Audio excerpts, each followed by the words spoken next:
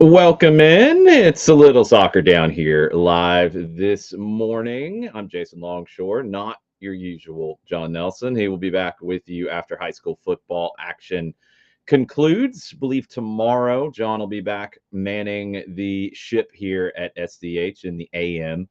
Hopefully, you checked out Morning Espresso this morning, get a little bit of a taste of the news of the day.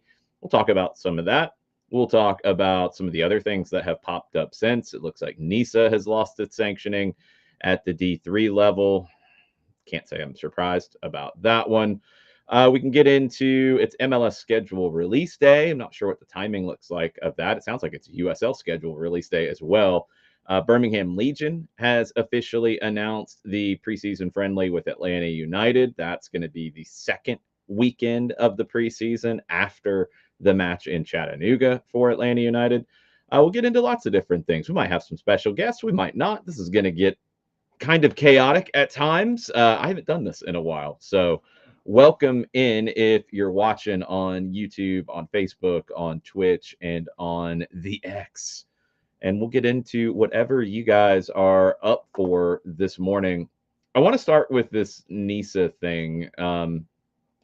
Look, it is not a surprise in any way that NISA is reportedly, and Hudson River Blue, I think, had this first, reportedly not going to have their sanctioning going forward. This is a league that, started in 2019. It doesn't seem like it's been that long, but it is that long. This is a league that has always struggled to meet any kind of a standard resembling professionalism. And in general, that's okay. I've said for years that I feel like there is a need in US soccer to have a bridge. I think a fourth division professional league. That's where NISA should have settled in. That's where they should have. That's what they should have went for. There, if you're an amateur team and you want to do more than that, it's a big jump. It's a big jump for a player. It's a big jump for a club. It's a big jump for an organization. There needs to be that bridge, and the standards to get into that level should be low. I think NISA was not really where they needed to be in terms of being a third division professional league where there are higher standards and there should be higher standards. And they never got there. And I don't know all of the inner workings of NISA. I can't even begin to try to break all that down. I'm not in the room. I can give you a little bit of a perspective of what I know from another league that struggled to get sanctioning on a regular basis, and that was the North American Soccer League. And I know they're in a lawsuit with Major League Soccer and U.S. Soccer and all of that right now. Just for backstory, it was the breakaway clubs that formed the NASL that really pushed for the professional league standards to be raised.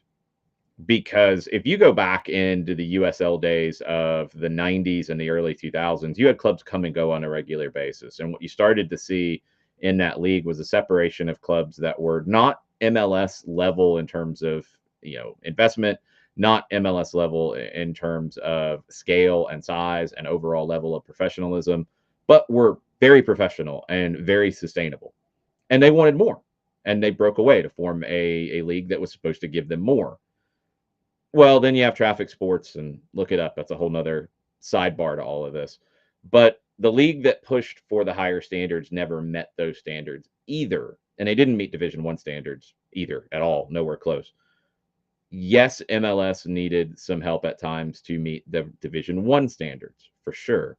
But I think if you go back to the pre-MLS days and you compared it today, it's not the same thing. And MLS has had a huge factor in that. The second division, now helmed by USL Championship, has had a big factor in the next level, as it should.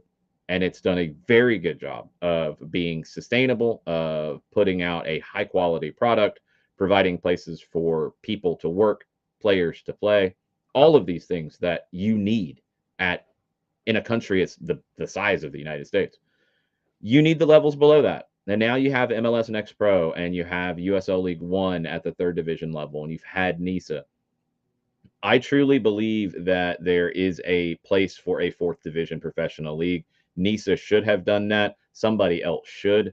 And the further down you go, and I think this is going to be a challenge for MLS Next Pro, it's a challenge for USL League One. You need to be regionalized. You know, I remember when NISA started, and Peter Wilt was one of the heavy people involved in the early days of NISA. One of the things that he said about travel costs not being that big of a deal, it's completely false. It is the biggest backbreaker. The further down you go, the shorter your travel distances should be. I don't think outside of MLS, and I would even argue USL Championship, and I think you've seen them more regionalized as well, and it's smart. Outside of those top levels, I don't think you benefit anything from, as we've seen Tormenta play Spokane.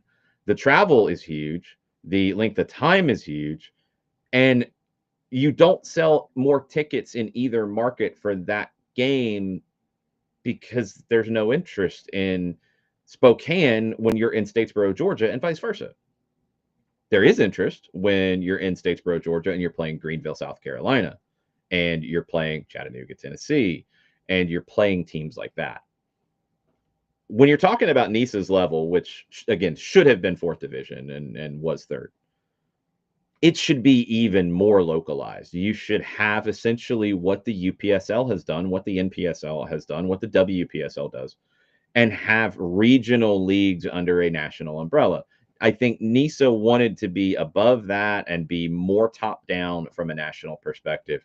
I just don't know if there's enough teams that are at that level to be there yet at that size when we're talking Division 3, Division 4. And I think for NISA teams coming up, you're definitely talking about a level that doesn't exist right now in Division 4. So lots of things. I'm not surprised that you're here. I think there's going to be a lot of folks who try to make this something that they stand on and create agendas and create narratives around, and there shouldn't be. What I would love to see is the stakeholders in the professional game in the United States, and we're talking on the men's side and the women's side. You know, we're talking MLS, we're talking USL, we're talking the NWSL. I would like to see all of them sit down and help with US Soccer create a roadmap. The federation has to do it, but create a roadmap to all of those aspects. And I think on the women's side as well, you know, you have the WPSL starting a pro division that will be coming soon. Georgia Impact will be part of that. I think you need to see that roadmap. The federation drives it, but yes, there is a place for all of those levels. There is a place for all of those teams. And if you work in the game, you should be rooting for it because then there's more jobs and there's more opportunities. And as we're seeing across the board in terms of the player side, there's more players than ever before that can play at a professional level in the United States. They need a place to play. It needs to be sustainable. There needs to be a level of investment that matches that. And hopefully we will see that.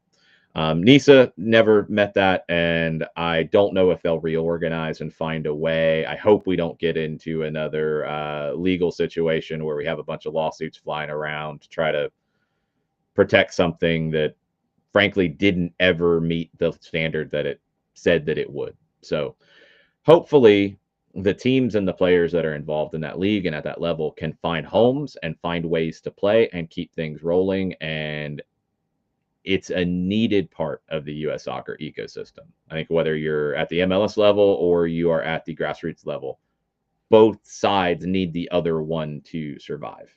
And I am very hopeful that this gets resolved in the best of ways, and more than anything for the players and for the coaches and for the staff members, because we all need more places to work and thrive in the game, and hopefully there can be that level. It just doesn't look like it's going to be NISA in 2025 at the third division level anyway. Other things on the agenda today that I wanted to get into, and if you have any questions, please throw them in the chat and we'll get into it. Dawn Star, Will, what's up, y'all? Pretty much wide open right now. Nino Torres is going to join at 10 o'clock, and we are doing this on the back end from another platform using Restream this morning. Looks like something that SDH will be using going forward. So Shouldn't be much of a change on your end consuming this, but a little bit of a change on my end and on John's end on the back end. So bear with us as we bring guests in and we figure all of these different things out. The chat should be fully functioning across all the platforms. I know Dawn and Will are on Twitch, but if you're watching on YouTube, if you're watching on X, if you're watching on Facebook, you can join the chat and hopefully we'll be able to cross pollinate all of those things. One of the things that jumped out to me, and I mentioned it on the morning espresso this morning, and that's going to be another regular thing on the SDH network. Hopefully every day, and not just me doing it. We're going to rotate that around, and John will do some, and Maddie will do some, and hopefully Jarrett and Nick can get involved in those as well. I want that to be about a 10-minute piece of basically the things you need to know going into the day. And one of the things that came up for me this morning was the designated player signing by the New York Red Bulls, Eric Maxim Choupo-Moting. Designated player signing surprised me in this just because he hasn't been a regular in the teams he's been in since 2018 at Stoke City. He wasn't a regular at PSG. He wasn't a regular at Bayern. And he didn't have a great year last year. He's been out of contract since the end of last season with Bayern. I don't know what the salary is going to be. Maybe it's a designated player in name, essentially. That's a big risk, in my opinion, on the Red Bulls side. I just don't know if you can expect him to be playing enough minutes for you to justify that. But look, if you're the Red Bulls, they got to the final this year, and they did it with Dante Van Zyre having, I take issue with XG at times, but when you have the negative XG based off the chances that you had, that Dante Van Zyre had, you got to do something. I'm not convinced that Choupo-Moting is that something, but we will see. Red Bulls, I was really impressed with how they have kind of remade themselves at this point. This is a team, I talked about it a lot this season. I was really impressed with Sandro Schwartz and really impressed with, I think, the evolution. And, I over the years, I've talked about the pressing styles and the pressing systems, and I'm always going to lean to a team that wants the ball first as opposed to playing off the ball more. That's just my taste. It's not a right or a wrong thing. It's just that's the kind of soccer I like. The Red Bulls this year, I think, married the two in a pretty impressive way. And that's what we're seeing more and more. I was having this conversation yesterday at our event at the Brew House, and thank you to everybody who came out. Scott Flood just posted an update. We ended up raising over $400 for our new SDH Soccer for Good fund. I'm going to have more ways for you guys to get involved in that, and we'll get into that more and more in 2025. What's up, Pars? Hopefully you're doing well. The Soccer for Good fund is something that's really important to me, working with real smaller grassroots organizations in the Metro Atlanta area to help grow the game. And we got off to a great start last night. It was also a lot of fun to sit and tell stories with Mike Conti, with Jessica Charman, with Kevin Egan. Good time for sure. And as we were getting started and people were milling around and rolling in, I got into a conversation about just the game in general and where it is. And I know some people are disenchanted, let's say, whether you're talking about U.S. soccer, whether you're talking about the Premier League, whether you're talking about the business of the game and how it's getting harder and harder to be competitive because it's down to the dinero, it's down to the Benjamins, right? I think what's interesting from a tactical perspective that I feel like, and I could be wrong, this is just my feel and what I do in the game.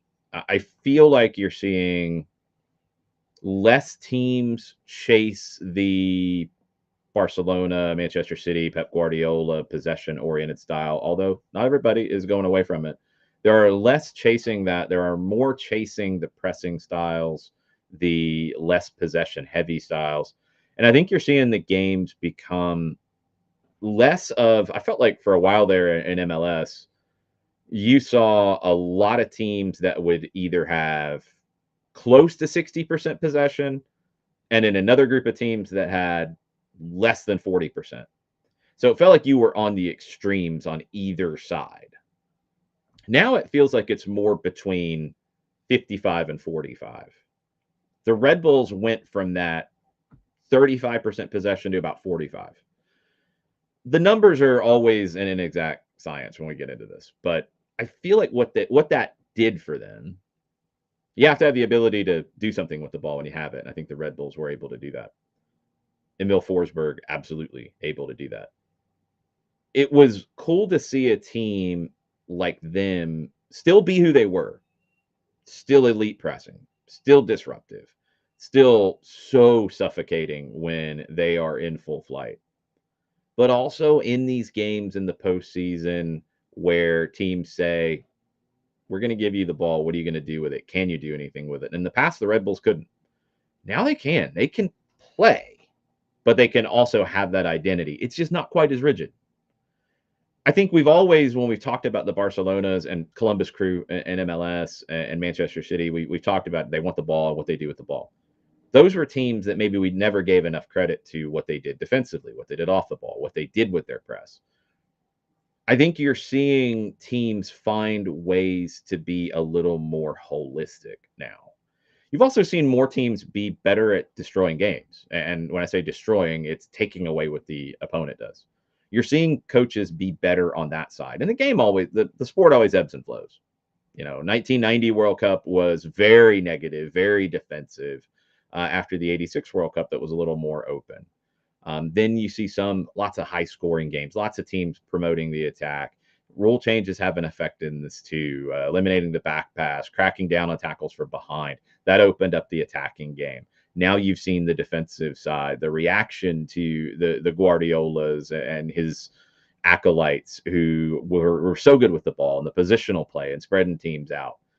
Teams finding ways to make the game more compact. It's fun to get into those ebbs and flows and see how that goes. I think in MLS, we're seeing some changes, and I'll be really curious to see with some coaching vacancies still open, including one here in Atlanta, how that potentially changes the character of the games in MLS.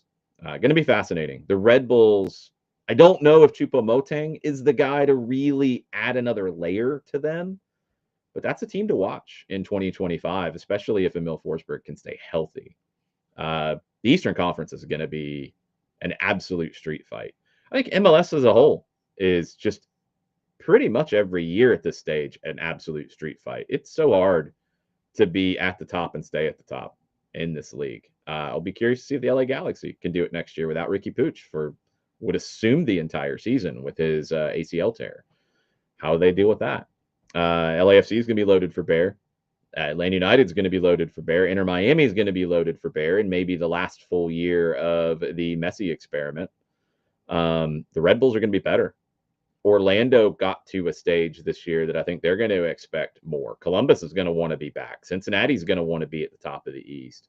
Charlotte is going to be aggressive, getting to that top of the East. San Diego is going to be a fun story. I can't wait to get 2025 started in Major League Soccer, and we'll find out the schedule today around the league. I'm excited to see if there's any changes to kind of the overall format. Excited from an Atlanta United perspective to see if we get to go to some different places in 2025. There are still a few stadiums in the league that are not on the list yet for me. Haven't been to St. Paul. We went to the old Minnesota Stadium on the campus at the University of Minnesota. Haven't been to San Diego, obviously. I did get to St. Louis this year. That was very cool. And haven't been to Austin. Those are the ones that are still on that list. So we'll see if any of those get crossed off from the Atlanta United perspective this year. If you guys have questions, throw them in. Nino Torres is going to join in about 10 minutes. Niko Moreno is going to join at 10:30. Always the likelihood of some crossover there with the 10 o'clock hour here on SDH. I'm kind of all over the place this morning. A little philosophical. Maybe that's because of the night we had last night. Maybe it's just the end of the year thing. I feel like I'm always looking back and looking ahead at the same time, and thinking big picture as we get later in December. Par says, let's hope for the third year in a row MLS doesn't put Atlanta playing Miami in midweek. I don't think it's because they don't like us. I honestly think it's because they expect Atlanta to be able to draw a big midweek crowd where some other markets might not. That's my assumption. I'm usually a glass half full guy too. Y'all know that by now. I don't know. I would like to see that. Yeah, I'm with you. Be on a weekend to be an even bigger deal. Atlanta doesn't have to move the game out of market like Columbus did. And I know that's got some people riled up, and I totally understand it. I also totally understand the business side of it. I do. Columbus is a market that is, I don't know, constricted by the size. It just is. Go back to the pre-court stuff and what he said. I mean, did he go about things the right way? No. Did he have some valid points? Yes. The financials are real. Moving that game to Cleveland, which is about 2 hours away. I've not driven from Columbus to Cleveland before, but that's what I've been told. About 2 hours. I don't like that reportedly season ticket holders don't have an opt out. They'll sell their tickets and they'll make their money, but they should have an opt out if they need it. That should be there. If you're going to move a game out of market, that should be in the mix in the conversation up front. I don't like that. I do understand the move, though, when you talk about the amount of money that will then go into the coffers from a sold out game at lower.com field versus a, you would expect, large crowd in Cleveland. I don't know if it's sold out or not. I would assume probably it is. That is, I don't know. I don't know the exact financials. I don't know the difference between the two. I would assume if you've done the math, and we talked about doing the math back when Miami came around the playoffs, and I think even the regular season game, and what a full venue would do for an Atlanta team, what a full venue would do, I think, for Cleveland in this situation for the Crew. You're talking a 7-figure gate, I would assume. Now, you would have had a good gate in Columbus, but you're talking about essentially the revenue coming in to be able to cover a very impactful signing. Now, I know MLS has your caps and your different things and all that, but let's say it gives you a million extra dollars that you wouldn't have had. And then the Crew are able to go put that towards a U22 signing and transfer fee to give them a player that would hit the cap at a good number. That's significant. That's significant. And I know we always get worked up about teams going out and spending money and doing these things. Well, they got to make money too. The Crew need to do the right thing by managing moving that game out of market. 2 hours is a pretty long out of market, but I do understand it on their side, and I also understand the frustration on the other side. As Will said, I'm with you.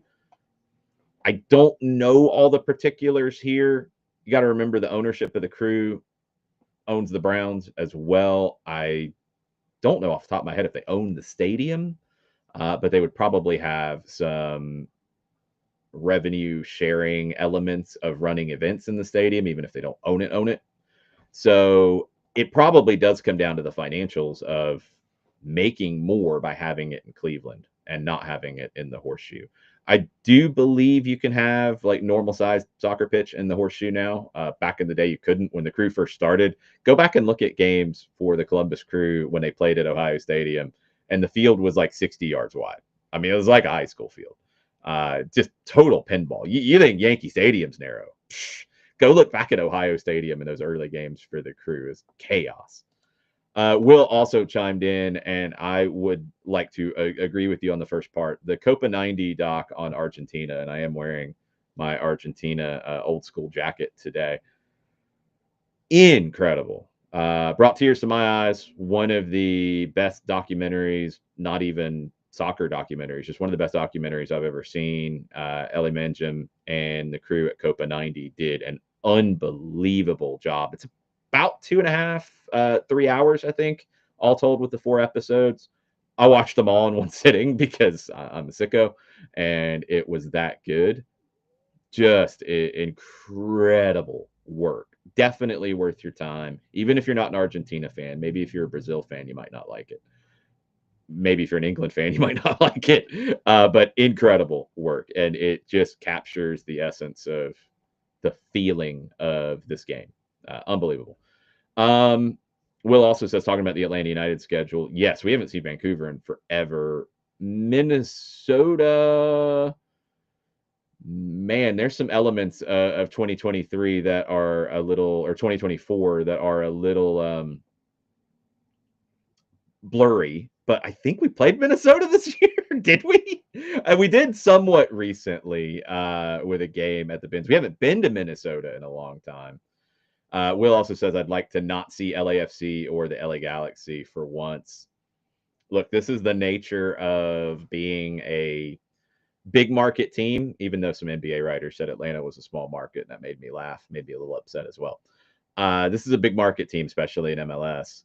The LA teams are big market teams. With the nature of the schedule, it's never going to be completely even in terms of always rotating who you play. Atlanta's gonna play the big teams in the West pretty consistently. I think you could skip the LA games occasionally. You could, but every year we've been at either LA Galaxy or LAFC, and generally we've had the other one coming to Atlanta because those are games that'll draw. Now, I do think that the nature of the TV side of it is different than it's been, and I think at times we get hung up in the old school model. I know a lot of talk about ratings and all of that for MLS Cup Final. Being on a subscriber model, it changes the paradigm. You're not really worried about those. You're not really worried about those ratings game by game as much. You're worried about the overall subscriptions. That's where the money comes in from. You're not needing a high rating to sell advertising. You're needing subscriptions. So, do you need to have those kinds of games to drive up to hit a big rating? The Atlanta LA game, the Atlanta Seattle game, Atlanta Portland, maybe to a lesser extent. Do you need those, or do you need them from a storytelling perspective? Or can the league, I think, which I do think they can the league improve its storytelling to make Atlanta RSL, Atlanta Colorado, Atlanta Kansas City? Can it do a better job of making that game a big deal? One of the things that stuck with me from last night's chat with Kevin and with Jess and with Mike, Kevin talked about Rebecca Lowe and how she is so good from a hosting perspective. We're talking about the industry a little bit, about making a game feel like something's on the line. Like, what are the stakes of the game? If you're a pro wrestling fan, you know, that's what makes a match a big deal. There's got to be something on the line, like a title shot or a title or, you know, some kind of stipulation. We need to get better in this league about making other games be a big deal as well. Like, why is this weekend's Chicago Colorado game a big deal? What does it mean to Chicago? What does it mean to Colorado? Let's tell the story. Not everybody's going to buy into every aspect of your story, but you need to get better at telling that story.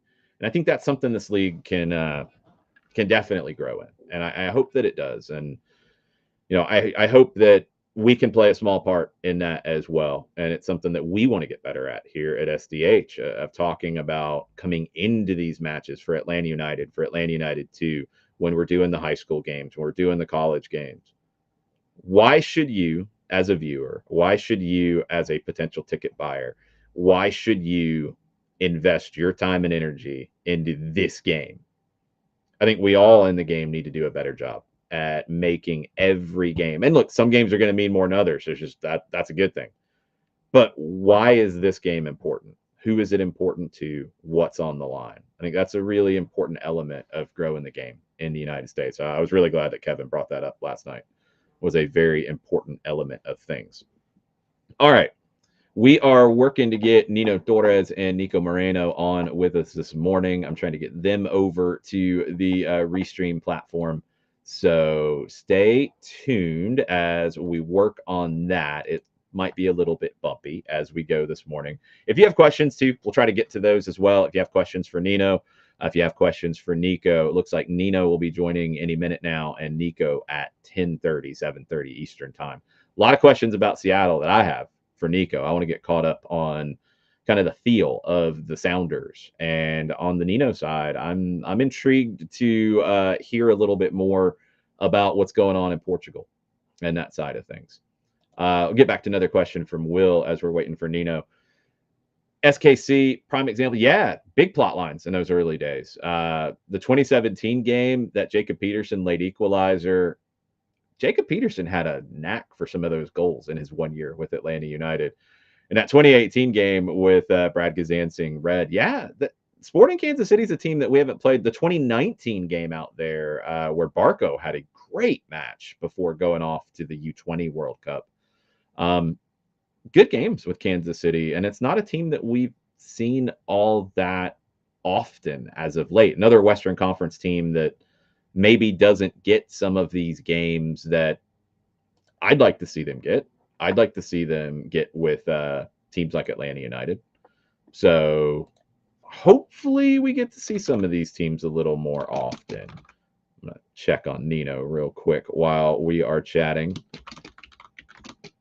As you can hear my keyboard, I'm sure it's pretty loud. It's not as loud as John's old keyboard. That thing was ridiculous. Mine's kind of loud, though. I'm not going to lie. Yeah, Kansas City is one of those stories for me, and just in terms of MLS this season. Peter Vermes has been there forever, the dean of coaching in Major League Soccer, and should he still be there? I don't know. That's not an easy. It's not an easy call because they're not who they are without him doing the things that he's done. But is it time to pass that off? And does he need to make that call? It's never simple to walk away when you love a team that you've put a decade plus into.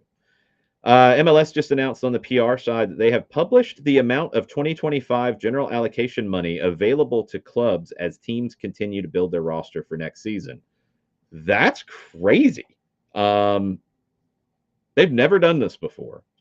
So I'm reading from the press release that MLS Communications just put out. In addition to the salary budget and the 6 prime roster spots that feature unlimited spending, that's the 3 designated players and the up to 4 U22 initiative spots. It's 3 DPs and 3 U22s, or 2 DPs and 4 U22s.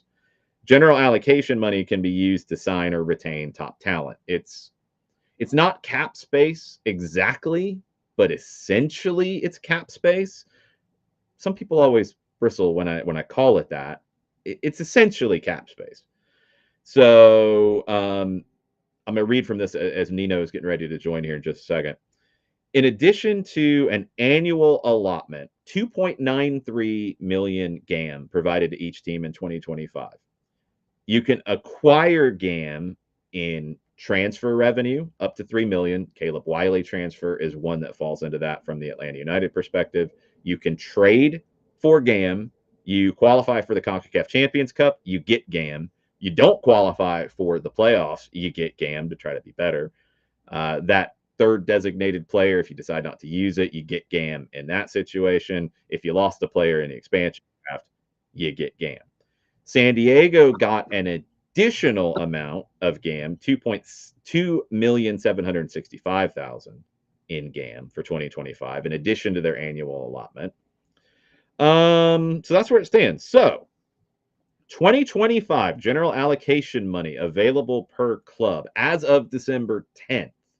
So the teams that lost somebody in the expansion draft would get a little bit extra. Atlanta United, 6.5 million in GAM.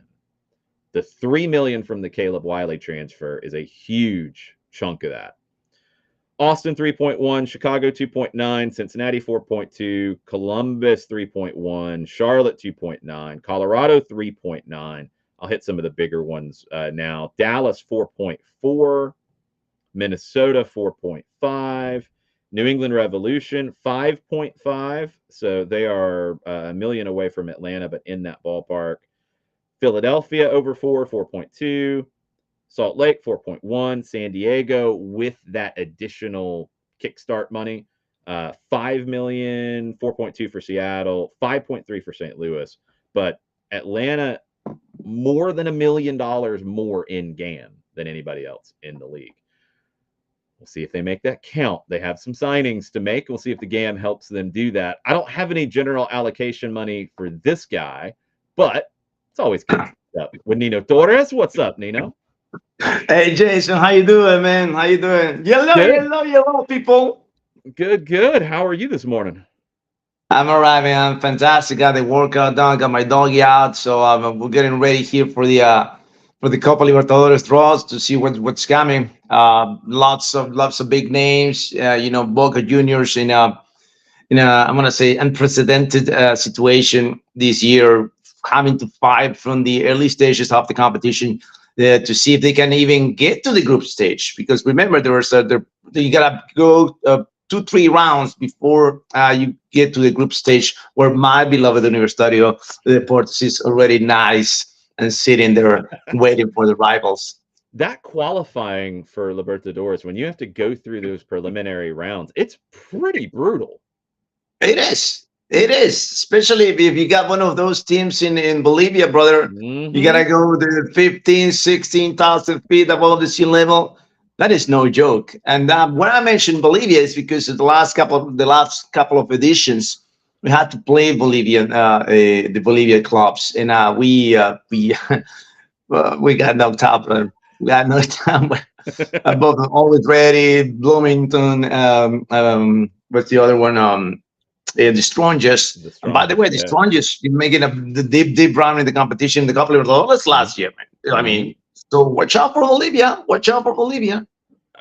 It's going to be interesting to see where Boca ends up in this thing. I got a question for you. The news out of France this morning that I guess Thiago Almada told ESPN Argentina that he is going to go to Lyon in January. And I know there's some questions on that side. I kind of had in the back of my mind that they might keep him at Botafogo for the Club World Cup. I believe they will. I believe they will, and especially now because in Brazil they can compete with anyone in the planet. All right, they can compete with any league except the Premier League. I would say. Although I'm thinking that back. They're fighting for Richarlison now. Trying to take him out of the Tottenham Hotspur. So Yeah. yeah, they're fighting with everyone. They can fight. They can put the money down. They have the power. They have the resources. If Leon comes in, put an offer, they're gonna, you know what, we're gonna play a couple of the World Club, and so we're gonna put some money, more money down for Thiago. If they want to fight for Thiago, they will, and I think they got the upper hand on this one, man. Yeah, this John Texter stuff with these multiple clubs, it's kind of confusing to see. Like, he's got both, and where's he going to put Thiago? And I know in France, like Lyon's got all kinds of issues with their transfer ban and bringing guys in, so I have no idea where that's going to end up. I don't know if it's a guarantee Thiago goes to France yet. Might be a little bit later. Let's get into It's gonna take a while. It's gonna take a while to that situation to get settled, man. Yeah, the Lyon financial side is a question too. So a lot of dealings that are probably going to be in the courts and going to be in the boardrooms, and we'll see where all that goes. I had the chance. We had an event this weekend, the Manchester Derby. We watched Manchester City and Manchester United with the Manchester United supporters, and they were very happy leaving Of Fido and course. Midtown. How would you assess how Amorim has done in his early days in Manchester? The world now is ready. I mean, they're finding out about Amorim. I know about Amorim for a Yeah. few years now. I know how talented he is, how brilliant he is. But now at the biggest stage in the planet, he is delivering, and he's not getting an inch nervous because all the attention that he's getting with Manchester United, he gets press conference 15 times a week or something, you know. And the guys all calm. He knows what he has. He knows his ability. He knows his skills. He knows that he can handle, and he knows he was the right choice to come to Manchester United because there were approaches for the city to be the replacement of Pep, but he was like, you know what, this is where I want to be. This is where I wanted when I wanted to be, and he's doing everything right, handling all the players, all the issues that they're having, and he's sending messages. He's strong messages, not just to the media and the fans, but to that locker room, Yep. to that locker room, to tell them that I'm in charge here. I'm in charge here. And if you don't give me your 150%, not 100%, your 150% on training sessions, and he said it, I want to check how you train. I want to check how you act with your teammates.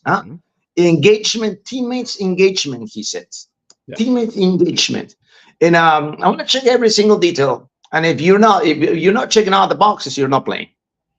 Well, we saw that. There you go. Garnacho with Rashford in that Manchester derby where they're left out and people are all surprised, and he's very clear afterwards, like, look, I'm expecting a lot out of these guys and I need more. And now then you hear the rumblings on the other side about Rashford potentially finding a way out of the club in January. And he said it. I'm ready for a new challenge, Marcus Rashford said. I am ready for a new challenge. You don't say that, brother. You don't say that You don't to say the that media. if you want to stick around. Yeah. No, that's so. Look, I love Marcus Rashford, right? I do too. I'm a Manchester United fan, okay? And I love it when he, erupted into the scene. He was this talented 19, 18-year-old scoring goals left and right. But the last couple of seasons, he's in that, lazy comfort zone of a superstar that he's not, right? Because he could be a superstar, but he's not a superstar. But he's acting right like he was under it. He's right under that level, and that's okay. But yeah, you're right. The way he's acting is the issue here. If you accept that, okay, he's not Cristiano Ronaldo in his prime, but he's very, very good, and he could be a club legend, and he could be one of those one club guys if he ever wanted to. And you can't act like you're more than that. It's never going to work out that way. Exactly, that complacency, especially and nowadays, every player has to work hard on the pitch. I'm not talking about training. I'm talking about the games, because if you lose the ball 50, 60 yards, that could turn out into a goal against you when you lose that ball 50, 60 yards away from your goalie, and you gotta retrieve, you gotta help out, you gotta move. Those years of the prima donnas, of the guys sitting on the on the top of the pitch waiting for the ball to score. No, that era is over. Unless you're Messi. Unless you're Messi, and maybe I don't know if there's anybody else I could put in that class. I think it's pretty much Messi. Right. Yeah. There's Cristiano. Well, Cristiano worked. But hey, there's no one at that level. And I mentioned this because of this. It brings me back this super talented player that played for United, Dimitar Berbatov. You remember Berbatov? Yeah. He was. You were watching on the pitch. He was just kind of walking, but he was so smart that he knew where he wanted to stay, where to position himself. But he didn't run as much. He was not a workhorse. No, he was not. But those players, you don't have that luxury. The game doesn't give you that luxury nowadays. You can't walk on the pitch. You just can't.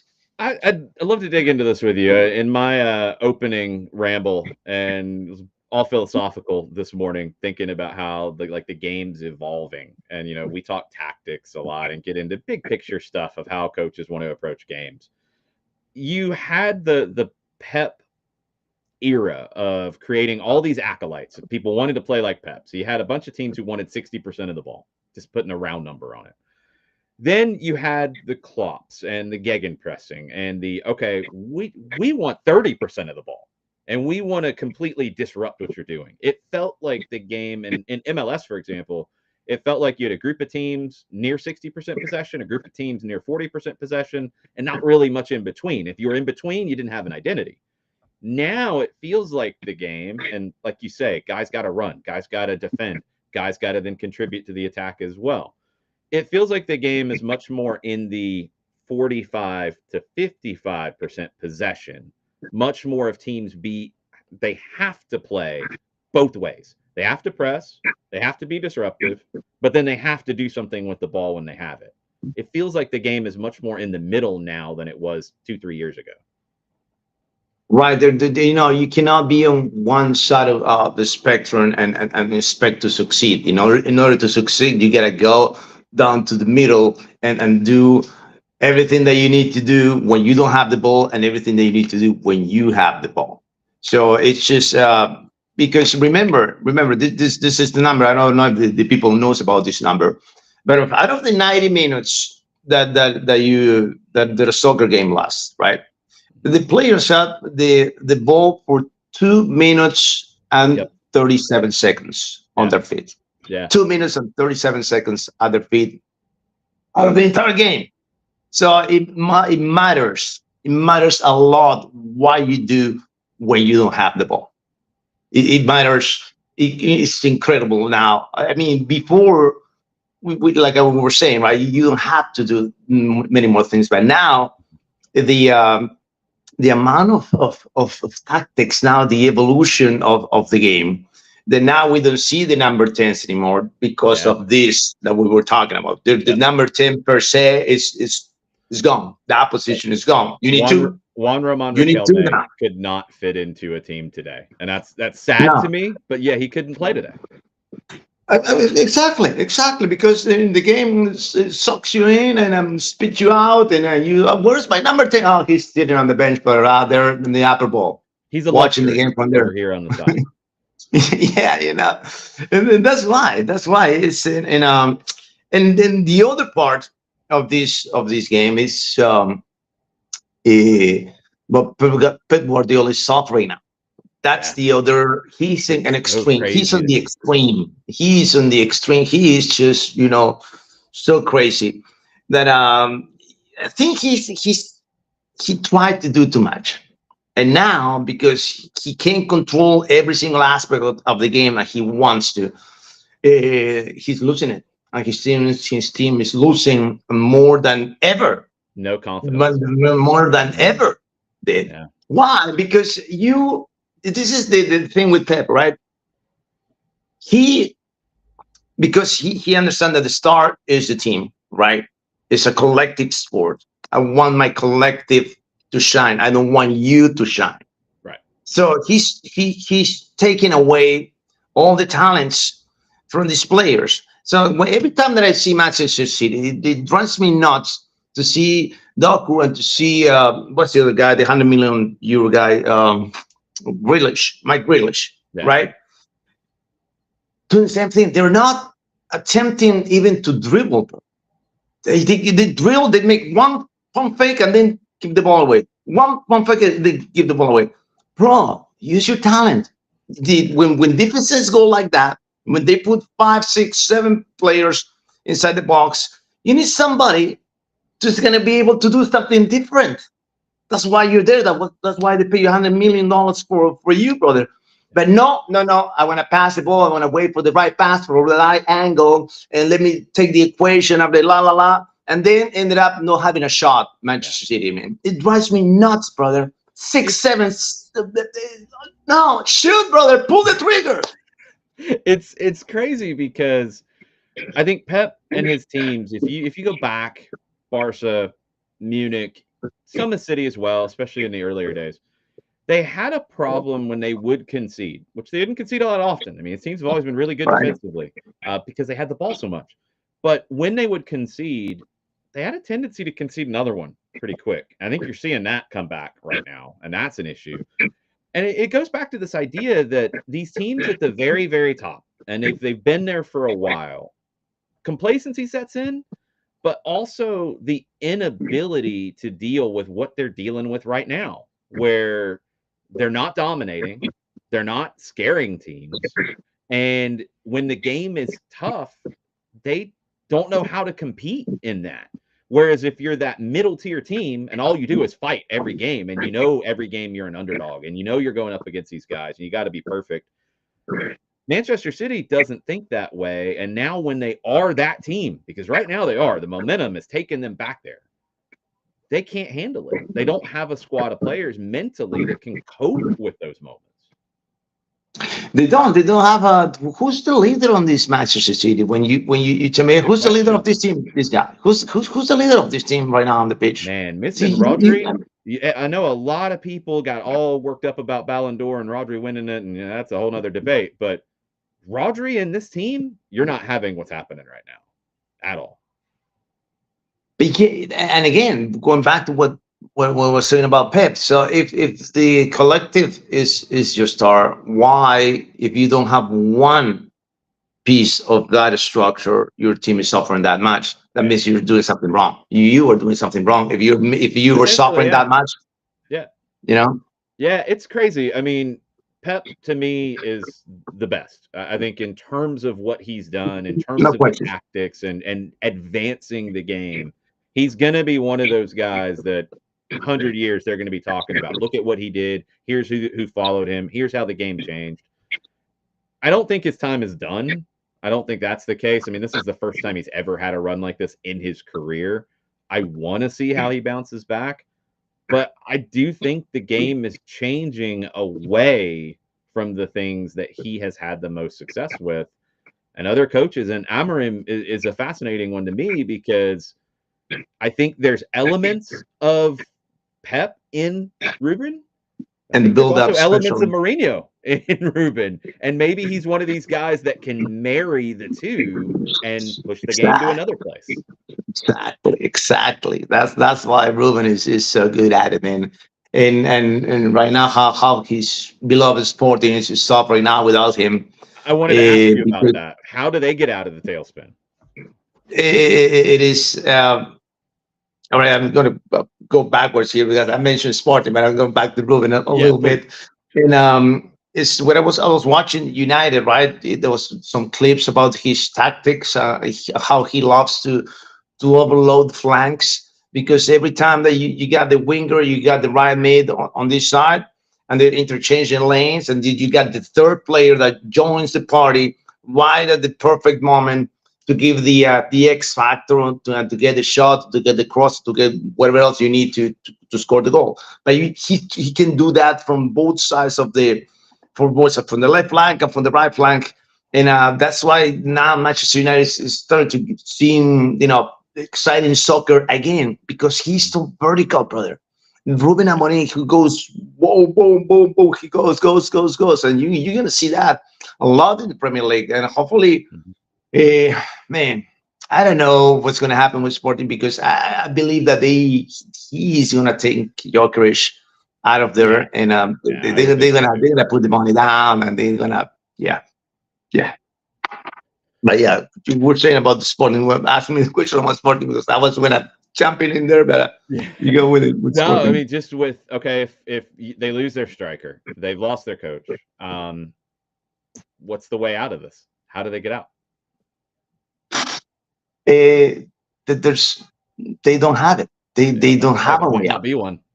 They don't have it one right now. That's what I'm saying. Right, Okay, it's like right. right now for this season. Um, because I mean, you take away the two most important pieces of the team. First, the brains of the soccer operation with Ruben, and then your best player, the man who makes a difference, in the player that nobody else has in the league. Nobody else has a Victor Gyökeres in Liga Portugal. Of course, there's Samu for his scoring goals. You got Actor Cola for Benfica, but there's no that star power.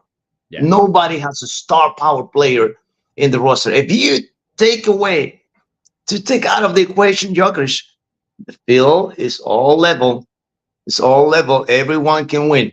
Anyone could win on this one. Even Santa Clara. Santa Clara is playing. He's giving trouble to Sporting in the last couple of games. They beat Sporting at home last time, and yesterday in the League Cup, they almost. I mean, it took him. They got to go to extra time. They got to go to overtime to beat Santa Clara in the 113 minute of the game. And this is a team that is coming from the second division. And hey, you see, that's what I'm saying when the field is level, Yeah. because they look like mere mortals, and there's a lot of talking. It was crazy, right? Because a couple of weeks ago, a couple of weeks ago, we're doing a podcast with the guys in for Liga Portugal, and we were discussing the options for Sporting, right? And then we drop a name. We drop this name, Abel Ferreira. He's gonna be the one. This is the guy that we like, right? We all agree. All three agree. Yes, Abel Ferreira. This Abel Ferreira. I even I posted a poll on Twitter. Everybody was voting for Abel Ferreira instead of Danny Sousa. Guess what? I don't know. They heard the podcast or something, but Abel Ferreira was like, he's ready to go to Sporting. You call me and I go. And I was checking on the media and the Brazilian media, and there were everybody was talking about it. Everybody was talking about it. How Abel is already one call away from Miranda as the president of Sporting to say yes, I'm in. And that call, it will come after December 29. Why I'm saying this? Because that's the derby. This Lisbon derby. They're playing Benfica and Sporting, and most likely Benfica will trash Sporting. Right.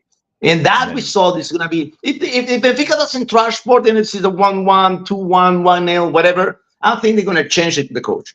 Right. But if Benfica runs over Sporting, Joe Pereira is done. Yeah. Yeah, they don't give time in Portugal at all for coaches to get settled. No. You can ask that to Danny Sousa. Man, that was ridiculous what they did to Danny Sousa. He was fantastic with Arouca last season, right? Fantastic. He got his team on the top 6, getting Arouca into international competition, and lots of goals, running the show, the best of the rest team in the Liga Portugal. So they hired to Braga. All right, Braga. All right, top 4, big 4. Let's go. Mm-hmm. First game, he loses. They fire him in the same day, brother. The same day. And then the very next day, they got Carlos Carvajal coaching Braga. And the very next day, bro. So that's how crazy it is sometimes in Liga Portugal, man. Chaos. As we wrap up, Niko will be joining us here in a minute. I told you, getting very reflective here at the end of the year. You start thinking back to how 2024 went. How many games have you called this year, first off? Do you know? I can tell you my average. I'm average 250 a year. Jeez, I can't get into that level. I can't get that high. 250. I had my biggest year in terms of games. I've got one more on this weekend doing local UPSL championship game. That'll be 159 for me. Can't get into your level. A lot of games, brother. I'll take it. I mean, I'm going around to places. I don't get to the studio and do a bunch of games in a row. Like when I have a 3-game day, I'm usually driving place to place. Yeah, but you know what? I miss that because you know what? I haven't called a game from the stadium. When was the last every game that I call, I call it from the studio. But when I was in Columbus, I was at the stadium, but I was not calling games. I was doing commentary, and I was being a beat writer for the Columbus group. But I did not call a game live from the stadium. No, so that's different. Yeah, that's a different story, brother.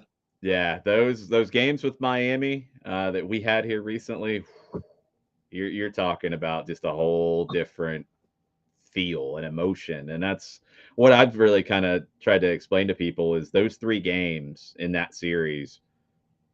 Outside of winning MLS Cup in 2018, those are the games that I'm going to remember forever. Just the feeling of how big they were and being in the building and feeling the crowd and the energy. Just amazing. You know what? I was covering the what's the last finals that I covered, right? Yeah, the last finals in Columbus 2015. Remember Columbus Crew versus Portland? Yeah. It was a crazy early goal.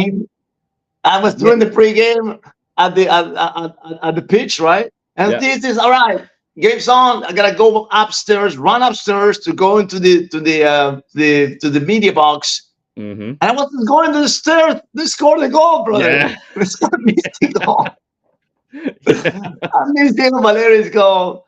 I mean, it was those finals were something. Or something special, brother. Or something special. When you think back to 2024, what's the game that stands out to you that was the best game you called this year?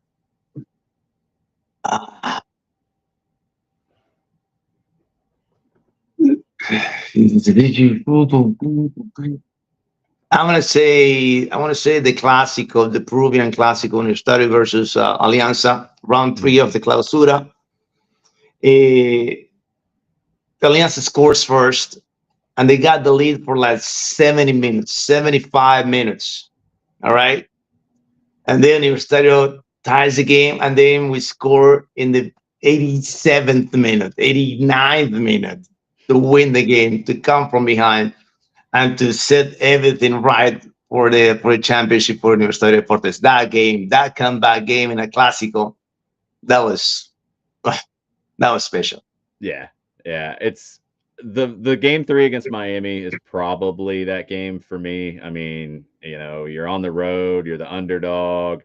You get the lead. Miami starts to come back. Messi scores a header, which you hardly ever see. Then you have the Yeah, crazy incident with Luis Suarez and Brad Kazan, and then Atlanta wins it, and then you're holding on for dear life at the end. You're on the road, all of that. That's probably the game.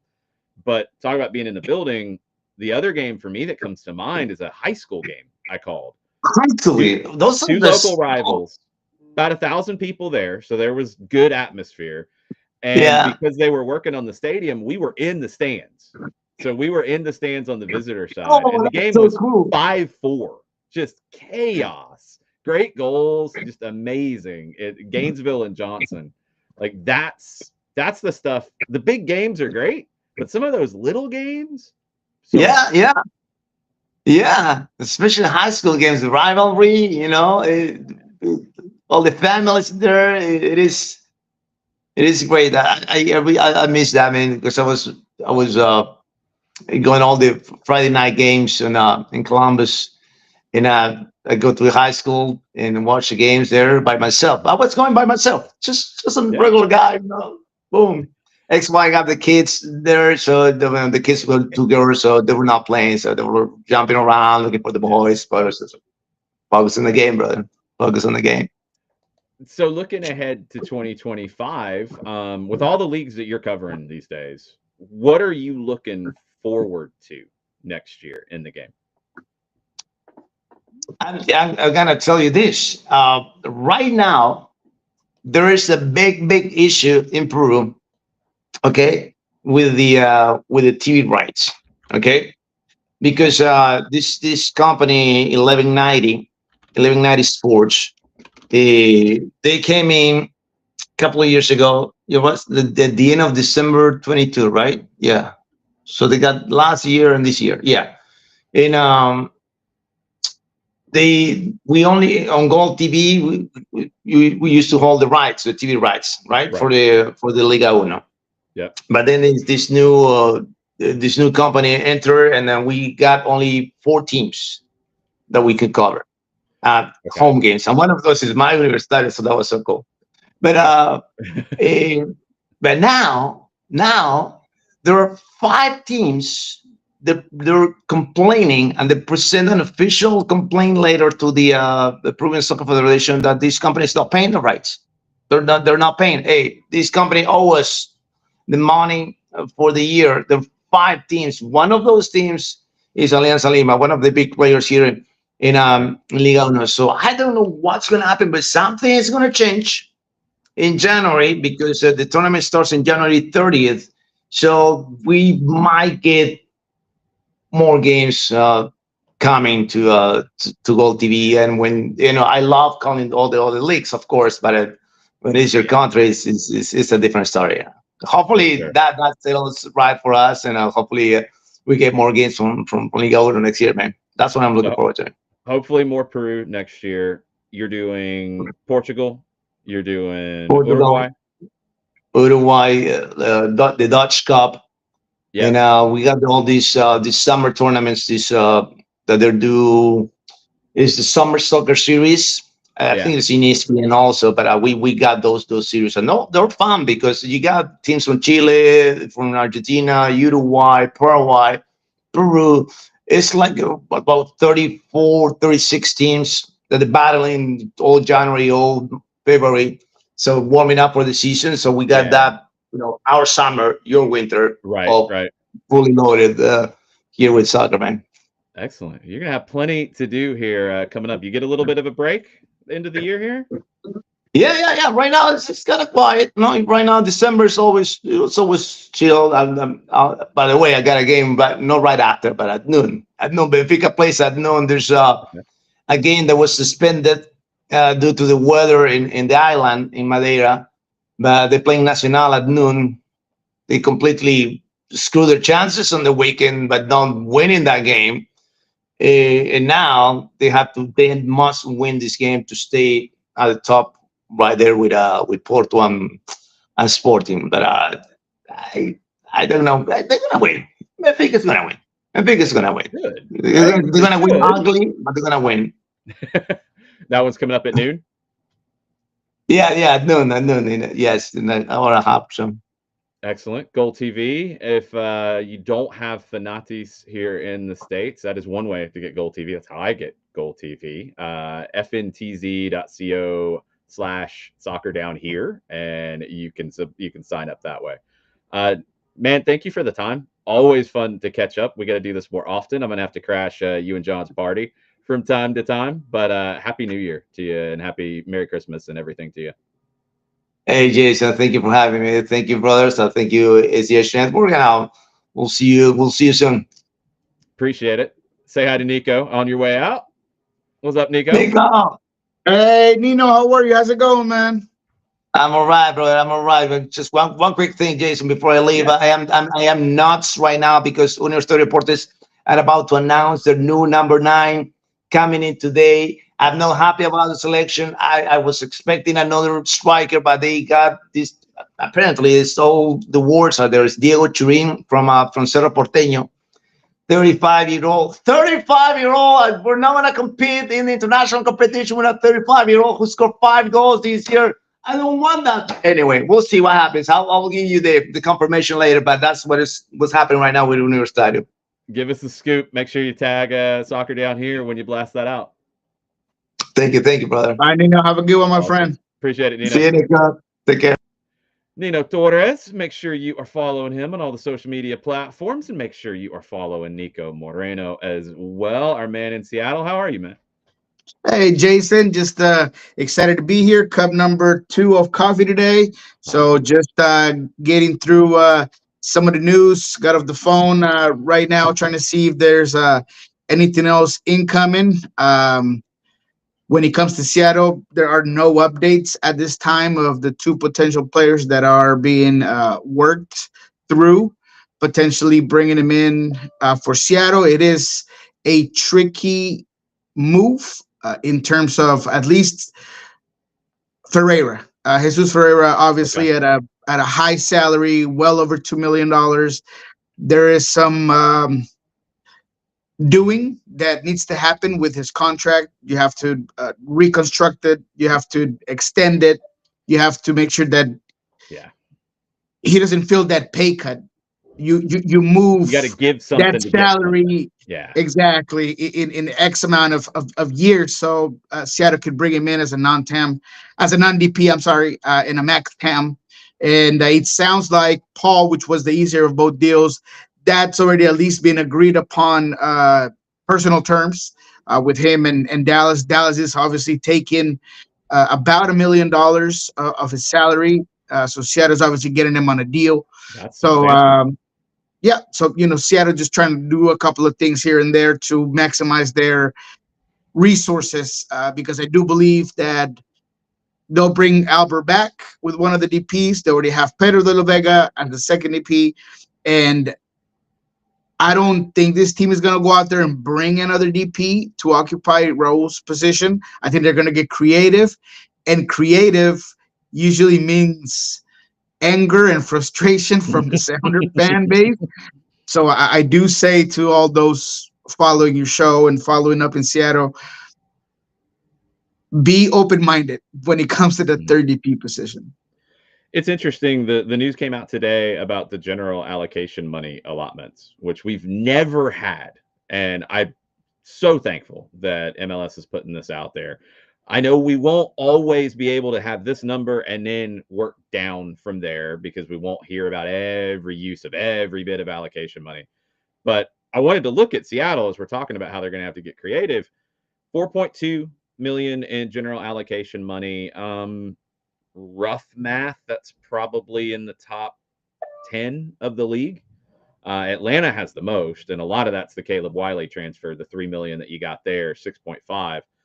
Does that have to probably come into play when you're talking about getting Ferreira and maybe somebody else that can impact the roster in a big way to make everything fit? Absolutely. And I mean, I think you've seen Seattle collecting some of those little intricacies that allow you to add GAM. I mean, they've moved some international spots. They've done a whole lot to maximize that potential GAM, because they know they're going into a situation where you're going to have to use that within league. And Craig Weibel was very straightforward about that desire for the club to look for experienced players that could hit the floor running by utilizing some of those channels, and obviously looking within MLS. So yes, I'm excited about the new surplus of money that each team's gonna get, and I think Seattle, because of the limitations with those DP spots, they will have to get very creative. Maybe, and again, to people's frustration, some of that might be held up until the summer transfer window or forward, depending on how some contracts are kind of put together. It's always funny when we get into this conversation because, as fans, we always want our team to spend all the money. It's not our money. They always want the team to spend the money, though. And I get it, because look, the money's going to create the most talent in your team, and the most talent typically is going to win. I think with Seattle, you're at a stage now, and I believe Garth talked about it before he left, which might have raised some consternation about not being in that top tier in spending anymore. But you're not far away. Like, I think that's the thing, is it's not like we're not talking San Jose. We're not talking Philadelphia. We're not talking about lower tier, but it's second tier in terms of spending. Is that fair, you think? Uh, it depends how many tiers you have. I have four, and I think Seattle Okay. is mid, high third tier, low Okay. Wow. second tier. Wow. And that's simply because, I mean, if you look at the last big transfer fee that Seattle paid was for Raul Ruiz, and Pedro de la Vega, you were able to get, and obviously there was a fee paid, but it wasn't of the extent that you paid for Raul Ruiz when you got him from Morelia, where he was a proven commodity, where he was the scoring leader in Liga MX. You were getting in Pedro de la Vega a prospect, and you paid for a prospect in today's MLS. Has that inflation made you now kind of spend $7 million on a player that honestly just didn't produce because he wasn't able to be healthy enough to produce? Yes. So that's kind of where Seattle's at. And this year, everything tells you that it's not going to change, right? Because if the team wasn't worried about it, then they wouldn't be trying to do all of this long division to sign Pereira at that salary and as a non-DP. I think Seattle is slowly, and that's why I understand people who criticize the lack of spending, is because you can see it. You can tally that this team does a good job at bringing in the Joao Paulos and the Yamar Gomez Andrades and creating their own self-sustaining product within their academy that produces, and it's great. But when it comes to spending, I do think that they're mid-table at best. Wow. Okay. That's actually going to be a fun exercise. That might be something that we need to do before preseason gets underway for every team. Is that tier system, whether it's 4, 3, whatever. I'd be curious to see where everybody falls in it. It's going to be fascinating. So let's. I want to dig into this with you about Seattle, because I feel like this league, in a way, over these past couple of years, I don't feel as connected to the Western Conference as I used to. I feel like back in the day, you played everybody. Back in the day, like it was like 10 years ago. We're talking about 5 years ago or so. You played everybody, so you at least saw everybody. So I think you had to stay attuned to the storylines on both sides a lot more. Now, you see 6, 7 teams from the West all year long, and you don't see some teams for 2 or 3 years. So having a feel for it is a little bit more difficult. Seattle, from a distance, I look at it, and Yamar for me is one of the most underrated players in the league. And I know he gets acclaim, but I feel like he doesn't get enough for what he is for that team. If you're able to have those really good I don't want to say mid tier, but really good base pieces for a team, and then you add, whether they're a designated player tag or not, you add guys in Areola and in Ferreira that are DP level, I think is fair to say, and you add them to it. What is missing in your mind for Seattle to add on the field to put them into the Galaxy LAFC conversation? See, that's a great question, because I am trying to be open-minded as I'm asking the audience and the fans to be, right? Yeah. Because if we put this Jesus Ferreira move in a vacuum and you take away the fact that he's in MLS and the fact that he's the youngest player, if I'm not mistaken, to reach 50 goals in MLS. Mhm. If, let's say, he's coming in from Ecuador or Chile, Colombia, and you're talking about a 23-year-old player that has all of these accolades and has all of this talent, I said this too. people Yeah. will be more excited, right? Yeah. So It's a shame that they're not. exactly, no, 100%. And now, look, I understand that Ferreira is coming within a couple of bad years, but look, Dallas has been a sham, and I said this last show here. You know, they've been a dumpster fire for quite some time. So how much can we really blame Ferreira? There's bad vibes. There's a whole bunch of things that have happened that I think have hindered and handicapped his overall potential. So what Seattle needed was more goals. Mm-hmm. Can Ferreira bring those? I like to say that he can. He's also a versatile player that could do a lot for this team, that could play the false nine, that could play out wide, that can really be able to link up with Jordan Morris, that can at times take over for Jordan Morris up top. So he does give you that. I think that that's your DP talent. In Areola, I see more of a versatile kind of switchblade, Swiss Army knife type of situation where he could play wing back, he could play out wide. In certain formations, you could bring him inside a little bit. I mean, he just gives you a very experienced player, locker room guy. People seem to love what Areola does in every single team. You saw San Diego probably wanted to have their local guy there. So I think that there is some interest there. He's not my favorite profile type of player, I'll be honest. But I think it does make Seattle's floor higher. Has the ceiling been elevated a lot more than last year? Not necessarily. I think it has gone up. But I think that by the floor rising, now you give yourself a better chance to be competitive in every single tournament that are going to start early in the season. So I think that's where those moves go. But to your question, what do they need? I am still one, and I share this with a lot of people that follow the team, is that I was hoping for a bigger move for that other striker, for that big number 9 that was a little bit different. Now with the possibility of Ferreira, I would say, again, that 30p spot's not going to be occupied by another player. But if I could use that, I would go ahead and bring in another winger that was an efficient, goal-scoring type of Gabriel Peck situation, right? Which is a lot to ask. Yeah, it is. The type of situation and season he had with LA Galaxy. But that's kind of what Seattle's missing, is just that big piece that you were to look at it and say, man, that guy right there, he's going to take it to the next level. I'm not sure if they've done that just yet. However, I do believe this team is better than it was a month ago. So it feels like you need, honestly, talk about wingers in that kind of ballpark. You're talking about like a Saba Lobjanidze kind of 10 and 10, not a huge amount of money, but a decent expenditure, a 10 goal, 10 assist kind of guy. That is what would help put that team over the top. Yeah.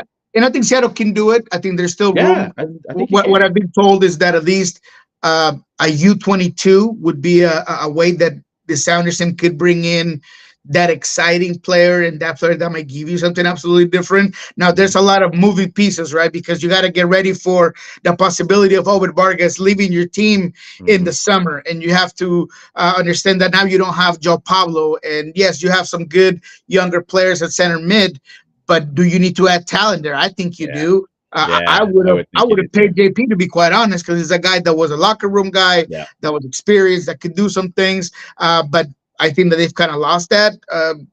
I'd say that that's a non-possibility at this time. So now you got to go replace that. So there's just a lot of moving pieces for the Sounders teams if they want to be not just competitive, but protagonist next year. Jared Smith joining the party. What's up, Jared? Honestly, not a lot. I'm just kind of unpacking whatever was just said and making sure I don't ask a question that was literally just said. You're good. No, so I'm actually glad I jumped into your thing, because a lot of, I guess, kind of mental thoughts, a lot about the way things have changed, not just with players, but with managers. And since we have our Seattle contingent here, I actually wanted to ask you about Schmetzer. And have you noticed any change in Seattle's playing style in this last year, or the way Schmetzer's approaching things? Because it seems like no matter how the league changes, y'all are still there. Like, the league throws y'all a curveball, y'all seem to adjust in terms of who's on top and who's not, in terms of teams out west. But how has Schmetzer dealt with kind of the ever-changing landscape to be able to still compete? The thing about Schmetzer and the reason why I think he's been under some heat is because Brian is gonna Brian, and he's gonna be of the old school mentality. He's gonna love that 4-2-3-1. He might change it up to that house formation. I mean, he's just very. I don't want to call it predictable. I think he has a specific style, specific way of playing. I think that a guy like Freddie Juarez does bring in some little players of different movements and putting players in different attacking positions and things of that nature. But in terms of Brian Schmetzer, he's just very even kill. He's very, and I think that's what's kept this team where it's been. It's that continuity, is that ability to have an identity of a certain style. Whether people like that identity or not, that's not here nor there. I always find it interesting when people are like, "Oh, Seattle has no identity." No, they have an identity, and it might be a little bit boring. It might be one that focuses on being compact and not allowing a lot of goals, because they've done that for a long time. I mean, you mentioned Yemer Gomez Andrade. I think he is, if not the best center back in the league, one of the best center backs in the league. So that's Seattle style. Full transparency, he's gotten my vote for Defender of the Year before. Mine too. Mine too. I thought he should have won it. Yeah, it's always surprised me that he doesn't get into that conversation nationally as much. I mean, the eye test backs it up. The numbers back it up. He's been that good. I mean, since 2020, he's been Seattle's best defender. I think when his career in Seattle is well and done, I think he's going to be the franchise's best defender without a doubt. I mean, he's been semifinalist so long. And I mean, you want to talk about Chad Marshall, but Chad Marshall was in MLS 2.0, right? I mean, we're in 3.0, if not 4.0 at this point in time. We're at least 3.5 now, I think. 3.5, yeah. So, you know, it's grown so much that, I mean, you got to give it to a player like that. So that's Seattle style. So when it comes to Brian Schmetzer, again, you have to give him credit for being able to keep this team up to where they are. And I've been highly critical of him because of certain situations, locker room stuff, lack of that creativity, being a little predictable, issues with his substitution patterns. But it's hard to argue against that result. So at the end of the day, that's why he got that extension. That's why he'll be here at least 2 more years. And whether that's good or bad, because there are people, and I do understand this, that they want more. They don't want to just be good. They don't want to just make the playoffs. They don't want to just get to the Western Conference Finals. They want to win that.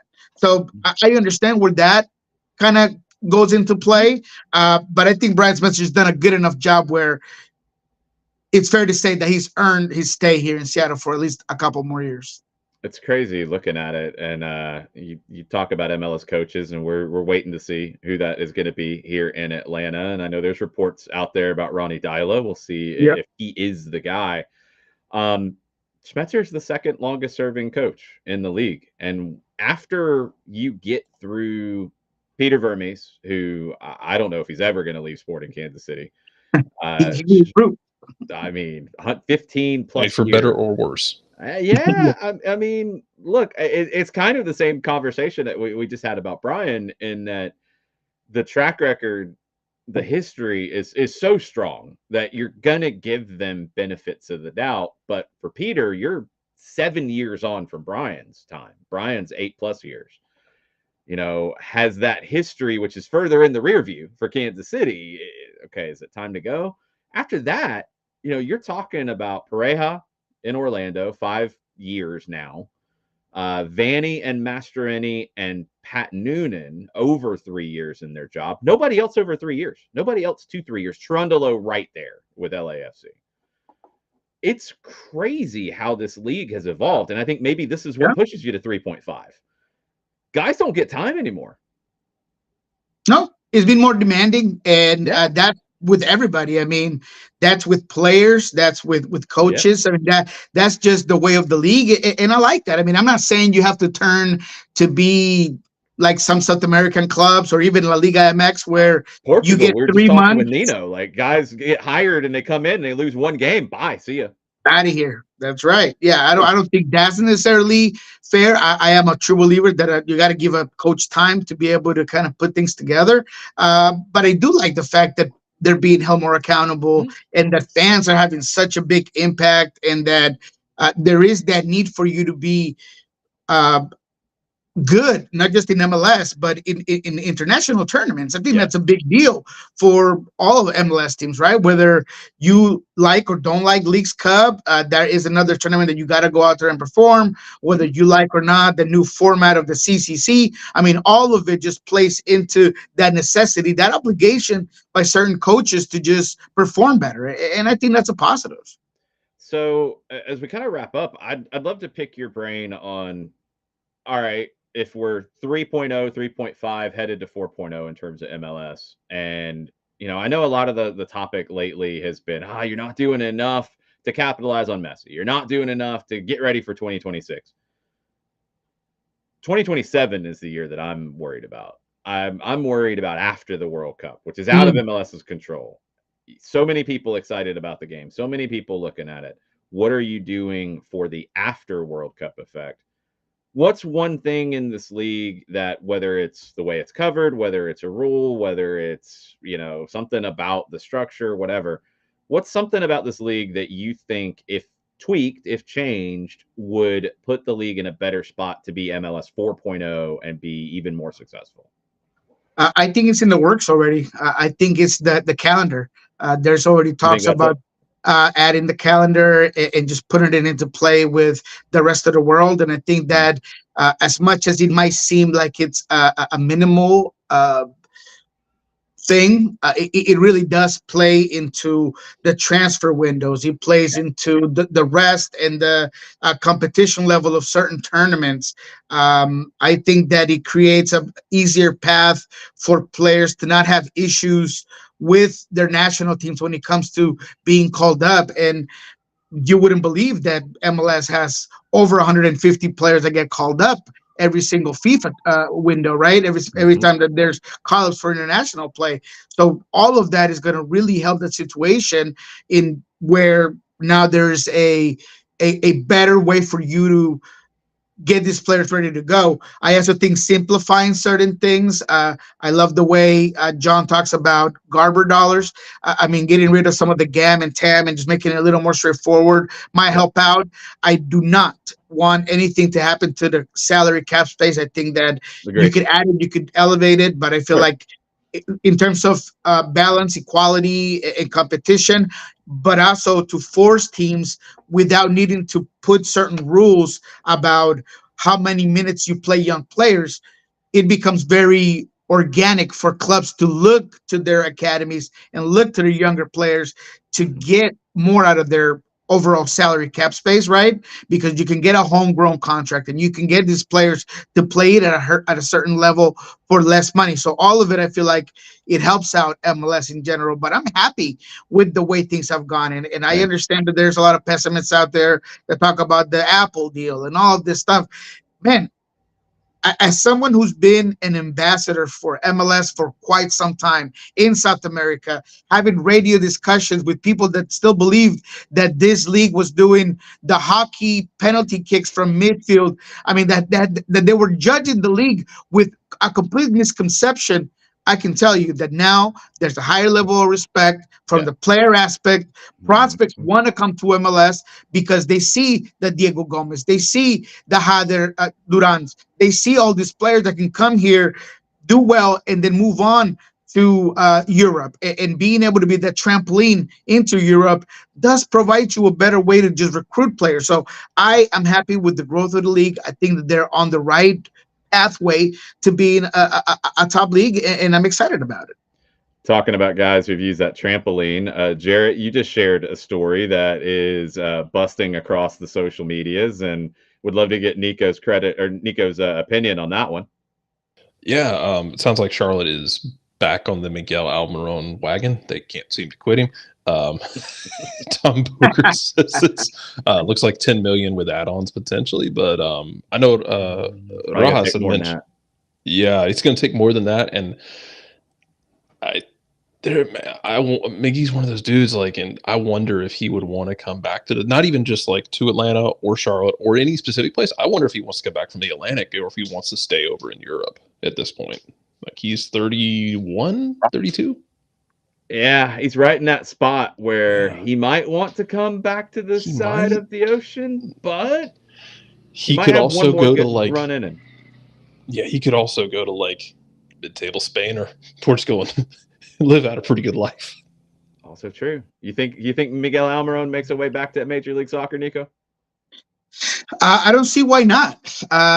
Look, I understand that there's still a desire to play in Spain and play, lower division, maybe, Portugal or whatever it might be. You stay relevant within the European leagues. But with how MLS has been able to bring in a lot of those top players and the amount of I forget the word, the investments around that you can create yourself, that revenue that you can create as a player, getting your own endorsements that you have here in MLS. They're so much greater. I've heard from players, not necessarily, I haven't done the study on this, but I've heard that endorsements are a lot easier to come here in MLS than it is in Europe. And being able to make your money make money, whether it's through various businesses or academies or whatever you want to do, it sounds like that's why a lot of players that are 30 plus are willing to come to MLS and be here in the States, which in terms of the soccer aspect, maybe it's not as highly rated, but in terms of living and that quality of life, that's where it kind of comes to play. So I wouldn't see why Miguel, someone who's been there, done that, he's served his time, he's done well, he's got his money, he's created a wonderful career. Now he can come and play in MLS at a different level. It's going to be interesting if Charlotte keeps pushing this. Yeah, the check's always going to clear. You don't have to worry about that. That is definitely true. But Charlotte would love nothing more than to sign a key Atlanta United figure into that team and put him on posters all around with that fan base. So that gets really interesting. Niko, before we let you go, what do you have coming up? What should people be looking for from you? Well, we are right now in the works to do, usually I'll do a Spanish roundtable for the end of the year. I feel like this year there's been so much, we've done a lot of Spanish coverage with Impulso Sports and Soccer Bar. I feel like I owe it to the people to do something in English. So I am putting together an end of the year roundtable where we'll have local talent and focus mainly on the Sounders, but we are going to rotate some journalists and some guys within the league to come talk about Miami, Atlanta, several different clubs within the league. So it gives you an overall look about MLS this year, what we did, where we're going in a big, historic 2025 here for MLS and U.S. soccer. Can't wait. Let us know when that's going to drop. Make sure you tag us and anything you need from us, of course. Let us know. Absolutely. I'm looking at you, Jason. We'll definitely. I'll hit you up, my friend. Thank you. Cool. We can do this. Thanks for the time. Always good to catch up. I'm gonna have to crash you and John's party from time to time as we build. Oh man, I love it. Yeah, hi to my guy John for sure. Hope everything's good over there. Yeah, he's doing the high school football thing. Wrapping up today over at Mercedes-Benz Stadium. So should be back to normal schedule next week. If I don't see you again before the holidays, happy holidays to you and the family, man. Hey, thank you, man. It's always a pleasure being on you guys' show. I love it. I enjoy. Gary, my guy, take it easy too. Have a good one. I love everybody. See you, Niko. Bye. Make sure you are following Niko Moreno on all the social media platforms. Jarrett, what's up with you? Unpacking this week because man, this week isn't done yet. And that's the thing, man, is like I think it was Tommy over at Scars and Spikes said, just when we thought we actually might have a quiet day in MLS. No. You got a schedule coming out later. I know, but that's this time of year though. Also, someone is giving Lala Abubakar money in the year of our Lord 2025 to play center back. So God bless. Who is doing that and Dallas? Why? Oh, that's why. Yeah, there's been a few of those moves. Oh, that's why. 3 words that told the entire story. Yeah. Alex Bassine missed you last night, Jarrett. Yeah, I'm sorry, y'all. We're dealing with a sick kid, so that happens. But yeah, man, like this, it's just this time of year where you're gonna have, because I said it when the Henderson thing dropped that like you were gonna get so many out of pocket, absurd, insane rumors that are completely unsubstantiated. And you're just gonna have to sift through your sources. Like the one dude last night that a couple people, I'd give him credit, everyone kind of shared it with tongue in cheek, and forwardly acknowledging the insanity of it. But somebody like with like 200 followers was like, Miguel Almiro's coming back to Atlanta. He's getting on the plane tonight. He's getting on the plane tonight. Wow. It wasn't that obscene. It wasn't that urgent, but it was. That would have been amazing. Yeah, it was. Have a flight aware like link. Here's the plane. This is what happens when you brought MLS down to SEC country. You have a bunch of people who are classically trained in flight aware. Look, we've talked about this before, and I was having this conversation with somebody different. Like the transfer window, and I'm with Niko on this. And it is something I think when you look ahead in the league and the schedule calendar change potentially happening. I was always against it. I was always like, it's not going to work. You don't need to do it. The way the calendar is now, and I've had these conversations with Garth Lagerway on air in our pregame shows and off air afterwards. The literal calendar that the league uses right now is not going to change that much. The start of the season and the end of the season is going to change. And yes, you're going to have to, okay, if you play games last weekend, for example, regular season games before the winter break, which you're going to have to take, maybe you don't schedule that last round of games. Maybe you're not in Toronto. Maybe you're not in Minnesota. Maybe you're not in some of those markets. And those games are played down south. All right, maybe those 1 week earlier than opening day this year. Maybe that round of games, you're not up north, you're down south. You're able to make that work and not have the schedule be like completely out of pocket with all the Southern teams playing in the middle at home and then being on the road at the beginning and the end. You can rotate it around enough. I think from a transfer business route, and look, that's a huge part of the business, and increasing the awareness and increasing the level of player who comes to the league and increasing the ins and outs of that, changing the calendar and going to that then activates exactly what we're talking about. People who are already doing this in other sports. And I said it last night at our event. I say it all the time. The way this league grows is with those people, the college football people who go nuts over following this assistant coach's private plane from Tuscaloosa to Fayetteville, Arkansas, and seeing where everything's happening. You start doing that in the transfer market, and you start following where these planes are going from, and actually have the conversation. And today's announcement with the GAM plays into this.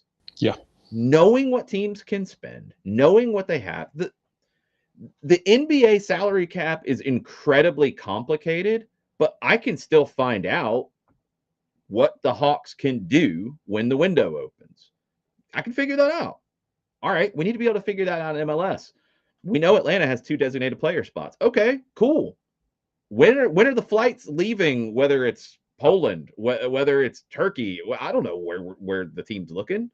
Like, let's really dig into that aspect of it, because we already have the infrastructure with the SEC recruiting model. Yeah, we do. And it's this is also my tentative reminder.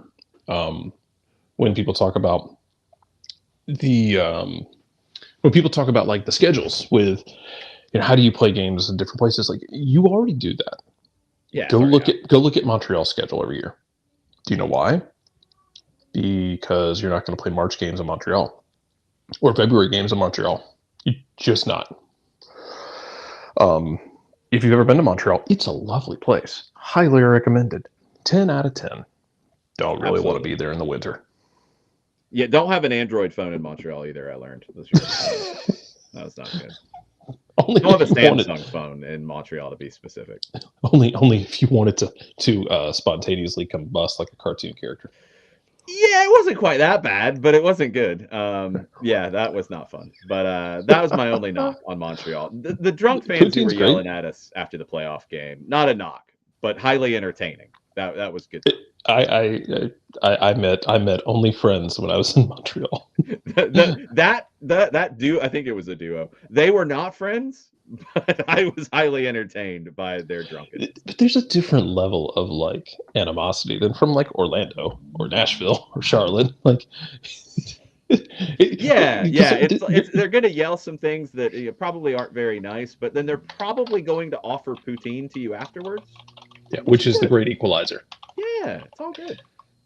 Yeah, and there's also the fact that no matter how much they're annoyed by you, you are sharing a studio apartment in their heart of hatred with Joey Saputo at every given moment. So it's not just going to be you. Oh, Joey. Montreal is one of those teams that I will be very intrigued to see how they continue to advance as MLS goes from 3.0 to 3.5. I don't know if we're technically 3.5. I just kind of threw that off this morning. Maybe not.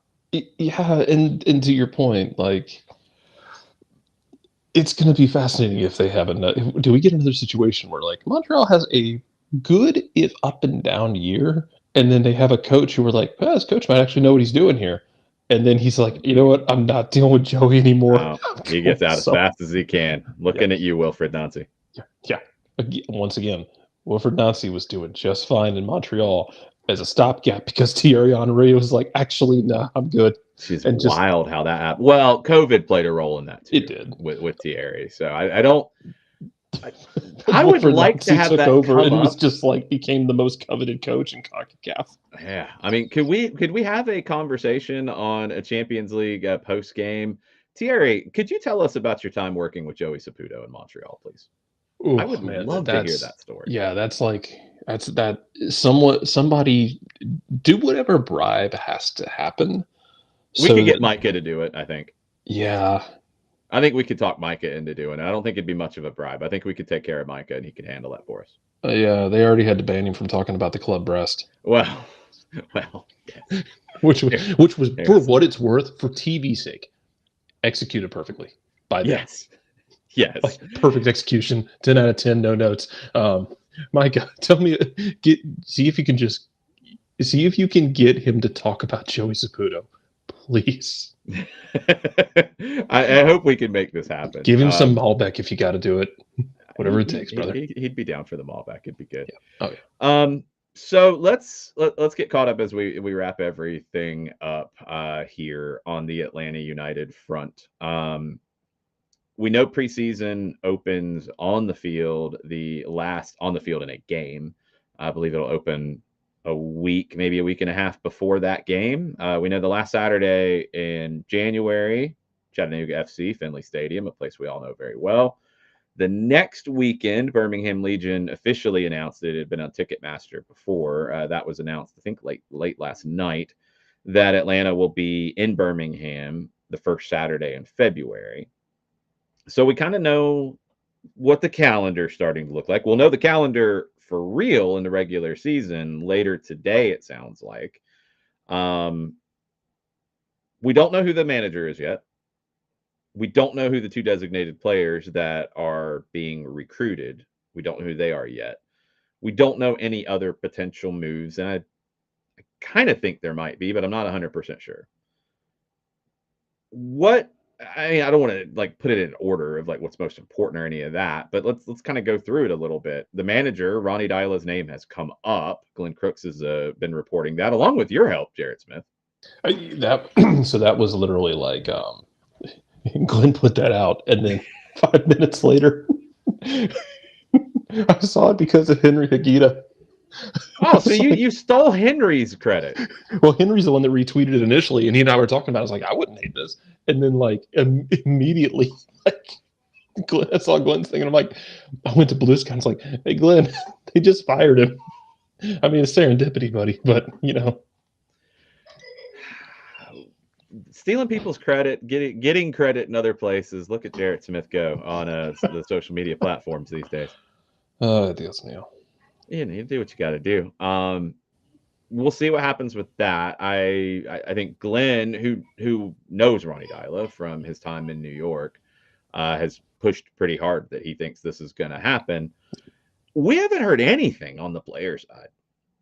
We haven't heard anything in terms of the potential striker and other attacker, I guess.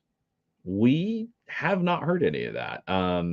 That's not abnormal when it comes to Atlanta United, but does that in any way concern you? Not really, just because it's still fairly early in the window. In the window, yes, but you're about a month away from preseason training opening. But we've seen how quickly these things can come together. Sure. Like, so you can get these long drawn out sagas, or you can get these, hey, so-and-so is in discussion right now. That's going to happen. Like, he's on the plane tomorrow. Like, the flight's booked, the physical's booked. I feel it can happen very quickly.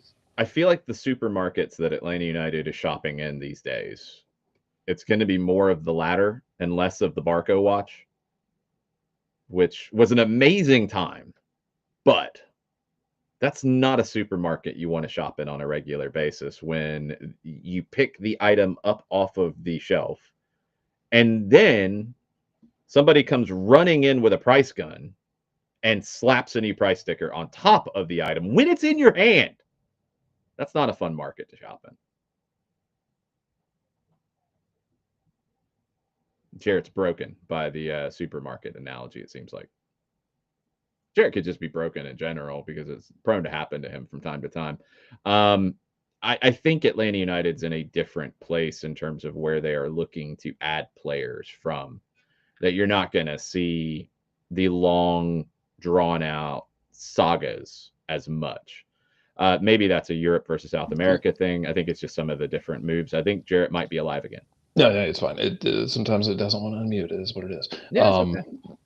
Yeah, I think we're kind of in that thing where you're the bar. We did Tito Watch back in the day in the dark ages. We did Barco Watch. Tito Watch predated SDH. Barco Watch was an amazing time in the history of soccer down here. Oh my God, Barco Watch was like a multi-season arc. Well, no, there were multiple Barco Watch. I'm talking about the Barco Watch coming in. Oh, I know. That's what I'm talking about. Because we also introduced the world to the Copa Sudamericana, like the larger Atlanta world to Copa Sudamericana. Because we delivered top ratings for the Copa Sudamericana that year. Whoever had the rights should be very happy for our work. Also, shout out in that Sudamericana. Go back and watch it. I realize it seems kind of odd now to say because of where they both are in the world. But this is your gentle reminder. Barco outplayed Vinicius Jr. over 180 minutes. He did.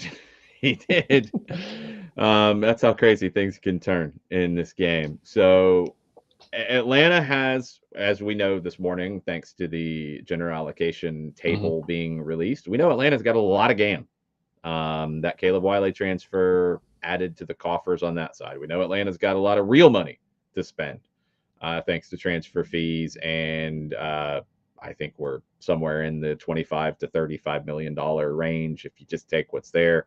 Garth Lagerwey has said, you're not going to have any real limitations on going out and doing what you want to do.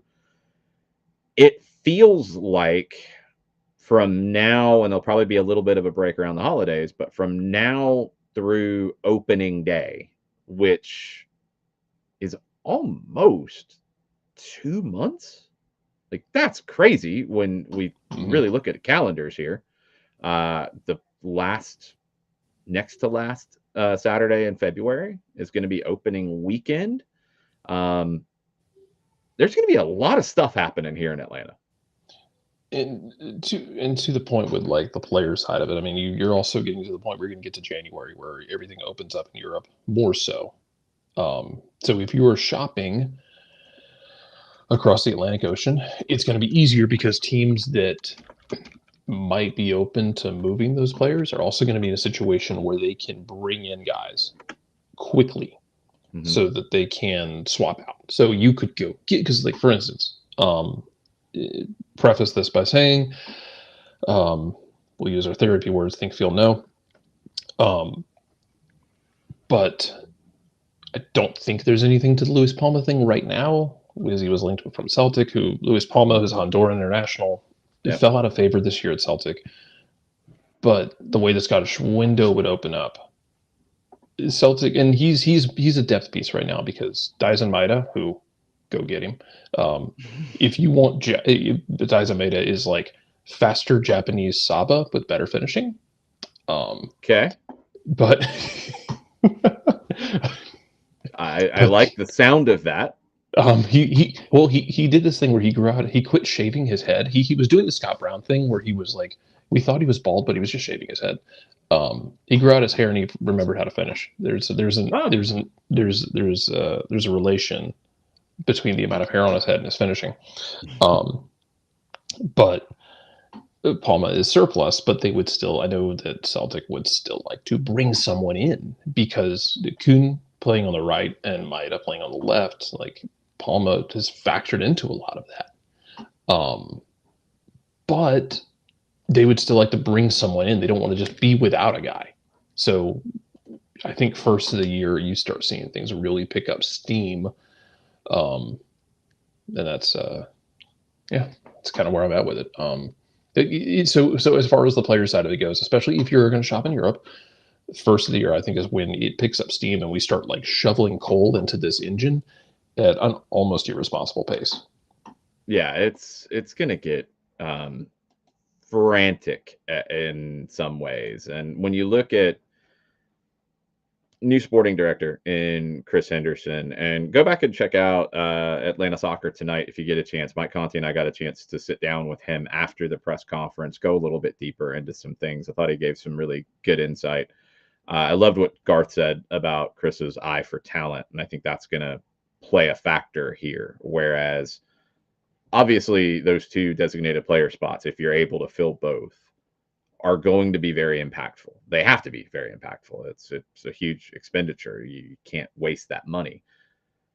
But it's the other moves that might happen that I know we're blinded by the lights over here. It's those other moves that, if you're upgrading a position, if you're adding some depth, where I feel like Henderson can really play a big role and put a stamp on this team going forward, along with the manager and the way that they want to approach it. Like, I don't think you're going to bring in somebody, and if it's Ronnie Dyla, if it's somebody else, I don't think you're going to bring in somebody. I know there was the Jim Curtin conversation, but I don't think he was that much of a candidate. You're not going to bring in somebody like that would completely change the way this team plays. So the team's going to have a different shade, a different flavor of the way that they want to play than maybe what we've seen, maybe a little more than we saw under Rob Valentino, where I think he had to do what he had to do to have the run that they did. You're going to go out and sign attacking players more than likely with those 2 designated player spots. You're going to bring in a coach who wants to attack more than likely. So I think we kind of know the direction of travel, but it's going to be fun to see how the flavor, how the character of it changes with these moves that are coming at some point. No, I agree. And let's game this out. Jesus, I'm gonna hate doing this. We're gonna do it anyway. If it is Ronnie Dalla, as Glenn Crooks has said, as people have suggested, Taylor Twellman decided to just throw his 2 cents onto it because why not? He just felt he had to. Look, it's the easy thing to do at this point. Now that there's bubbling, it's like he is the janitor in Futurama, just going seconded. But if it is that, I want you to go ahead and keep a weather eye on the kids. Okay. Because Ronnie Dalla has a history of playing the kids. Got some good kids. There is an off-injured left back at Arsenal by the name of Kieran Tierney, who was getting time, but not as consistently. I thought you were about to start a Kieran Tierney. No. He actually might be going back to Celtic. Brendan Rodgers wants to bring him back. I've seen that. But there is an off-injured Kieran Tierney who was getting time at Celtic under Neil Lennon, which is its own curse. But leave that one under Ronnie Dalla, Tierney basically got tossed into the fire and basically got told, show me what you got. He did the same thing with Callum McGregor, who is now the captain of that club after Scott Brown left. And, has featured with the Scottish national team a lot. He's never been afraid to play the kids is the point I'm getting to here. Okay. And I think that benefits not just a guy like Jay Fortune, who we saw. And look, it wasn't like Jay was just given those starting minutes last year. I maintain Jay snatched them. He walked up to Tristan Muyimba and he snatched his chain. I agree. And look, man, like, let's go to the end of the season. I give Tristan credit because he put some performances together at the end of the year that were the right reaction to that. 100%. In the same way that, like, Tyler Wolff, when he didn't make the Youth World Cup a couple years ago, his reaction was to play better. Yep. Tristan reacted by playing better, which is what I want to see character-wise out of my guys on my roster as a fan and as someone who's watching and covering this team. However, Jay snatched his chain on him. I think it benefits a guy like Jay, and I think I would not be surprised if in the preseason, in those preseason games we've seen, you see a lot of Aiden Torres. I understand the rumors about Porto thing. Until we see a more reliable source, we're assuming he's here. Same. You're gonna see more of Aiden Torres. I wouldn't be surprised if you see more of Cooper Sanchez. I wouldn't be surprised if you see more of Luke Brennan. A lot. You might see some of Dominic Chongqui now that he is under a professional contract with Atlanta United too, and a future homegrown deal. Brother, you might see Stephen Herlock pop up in Chattanooga. Yeah, it's possible. Stephen Herlock might be trying to play his way into a pro deal. It's an entirely different conversation as we get into like twos preview stuff. That's going to be fun. That's for the real sickos. That is for the real sickos, because there is a part of me that wonders if Stephen Herlock hits the ground running in 2025 if he never makes it to Virginia. I think that is a possibility if he hits the ground running. My point being, Ronnie Dalla he did the same thing in New York City where he was willing to take guys who maybe it wasn't working and pull them aside and, hey, let's try something different with you. Let's see what we can do. Let's try this. Let's try that. But he's also been willing to give kids a shot. So I wouldn't be surprised, especially in preseason, if you see a lot of the kids getting minutes and getting those opportunities. And yeah, you're going to go out and you're probably going to spend some sacrilegious money on some guys, and as you should, because this is and you can do it, and it can change your fortunes. It raises that ceiling, like Niko talked about with the Sounders, where maybe that ceiling's not very high. They raise their floor, which is something you also have to do. Mm-hmm. But when you can raise the ceiling, won MLS Cup went out there and spent a sacrilegious amount of money and raised their ceiling. Mm-hmm. I'm not saying You you had have a Ricky Ricky Pooch, Pooch. Gabriel Peck, and Joseph Paintsill over a couple of year period. Woo! Yeah, and then Joveljic just out there. Well, then you remembered you have Joveljic Yeah. because he was the backup to Chicharito, which that didn't work out. That was the right signing at the time, and then he had bad luck with injuries. And Joveljic was a great addition to be a backup, and then you realized, well, he's a starter, and now we've got a team that will get the most out of him. We could keep going on all these tangents all day. I did put into the chat final questions. We'll get to those really quickly here. Soccer for Good OG wants a reprise of Soccer Over There. Oh, that's dangerous for everybody. It is. I have thought about it. I have thought about trying to figure out mechanics of making that happen. Maybe not the completely SDH After Dark insanity. Maybe a modified crazy. A somewhat structured crazy. That's possible. If that's possible. We will see what can happen. The picks of the week might be the aspect that needs to come back because that was ridiculous fun. That is as long as John wasn't doing the math on keeping up with who was winning, because that was bad. Yeah, that was problematic. That was always problematic. Yeah, that's how we introduced everybody to like the Malaysian leagues and Chicken NFC forever. Man, and Abby has a Norwegian flag already for Stian, so that's good. So if it's dialogue, you just use the flag again. Yeah, you're in good shape. I will say that like the gist of, if you go read the comments, if it is him, is basically everywhere it's been he was very well respected, very well regarded, not just as a manager but as a person, which I think is very important in these things. In an Arthur Blank business, that is very important. That is a major part of the conversation. Of course, we will have talk of mascots on Soccer Over There if that makes its return. Maybe not a weekly return, but yes, I think there needs to be a Soccer Over There return of some sort in 2025, along with all the other stuff that we're going to start doing in 2025.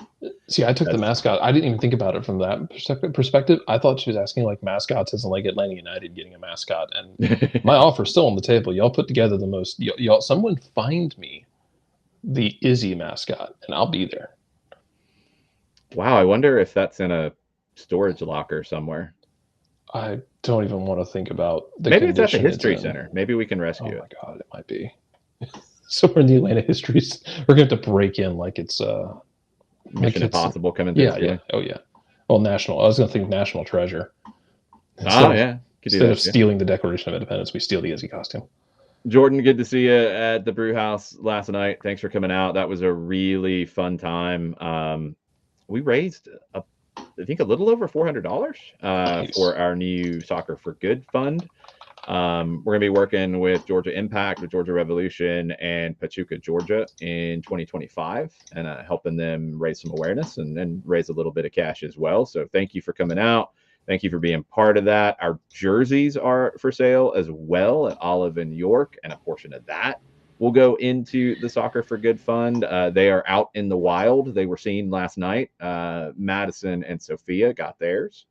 So Madison's still mad that she doesn't have the don't say Birmingham. That out loud. Don't say that out loud. Summon her.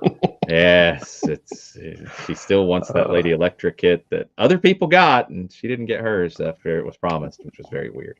Oh, well, we'll be in Birmingham in a month. We will be. We don't know locations yet, but we will be doing after shows after those games in Chattanooga and in Birmingham at nearby venues that probably have cerveza. We will be doing a Soccer Down Here post-game show. So stay tuned for details on that. But if you're going to Chattanooga, you're going to Birmingham, and you can stick around for a little bit before making the trip back and have a designated driver in place come out, and we will talk about what we saw and what is to come and all of those things that's coming. I believe John Nelson is making his return to SDH tomorrow, I think. John, yeah.